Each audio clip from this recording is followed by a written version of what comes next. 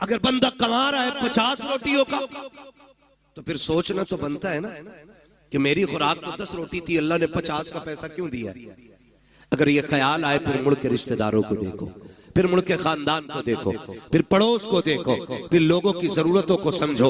अगर तेरे दरवाजे पे कोई जरूरतमंद रहता है, कभी एक वक्त का खाना उसे भी खिला दिया करो। अगर तुम्हारे पड़ोस में कोई गरीब रहता है, कभी उसके भी काम आ जाया करो। अगर तुम्हारे पड़ोस में ऐसे लोग रहते हैं कि जिनके पास दवा के लिए पैसे ना हो, तो अपने बच्चों के बर्गर पिज्जे छोड़ करके कभी किसी गरीब को दवा भी दिलवा दिया करो। लेकिन हो क्या गया है, हम अपनी कमाई की कसरत को अपना हुनर समझते हैं, फन समझ कर के उसको तिजोरी में इकट्ठा करते हैं। और तुम्हें खुदा का वास्ता, अल्लाह कादिर मुतलक है, जैसा वो देना जानता है वैसा लेना जानता है। अगर देने पे आता है चप्पर फाड़ के देता है, अगर लेने पे आता है चमड़ियां उधेड़ के ले लेता। मेरे नबी ने फरमाया तुम्हें इजाजत नहीं है कि तुमने अगर हड्डी वाला गोश्त खाया हो तो अपने दस्तरखान की हड्डी अपने दरवाजे पे डालो।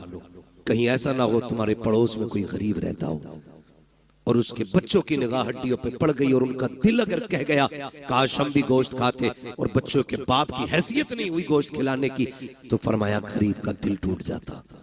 आज हालात ये है कि नामवरी के लिए हम करोड़ों रुपए बेटों की शादियों में तो उड़ा दिया करते हैं, लेकिन जरूरतमंद लोग जाकर के हॉस्पिटल में देखो 2-2 रुपए की दवा के लिए तरसते रहते हैं। काश उन्हें वक्त पे पैसा मिल जाता, शायद किसी को हार्ट की गोली मिल जाती, किसी का ब्रेन हेमरेज होने से बच जाता, किसी की किडनी बच जाती। लेकिन करे क्या, हमें सिर्फ अपना नजर आया, इसलिए कौम का बेड़ा गर्क होता जा रहा है। और हमने सारी जन्नत सिर्फ मस्जिदों में जाके ढूंढी है। और तुम्हें खुदा का वास्ता मस्जिदों में भी जाया करो, लेकिन कभी कभी हॉस्पिटल चले जाया करो। हो सकता है तेरे 100 रुपए से किसी गरीब की जान बच जाए। खुदा की कसम, अगर ऐसा हो गया काबे वाला भी राजी हो जाएगा, मदीने वाला भी।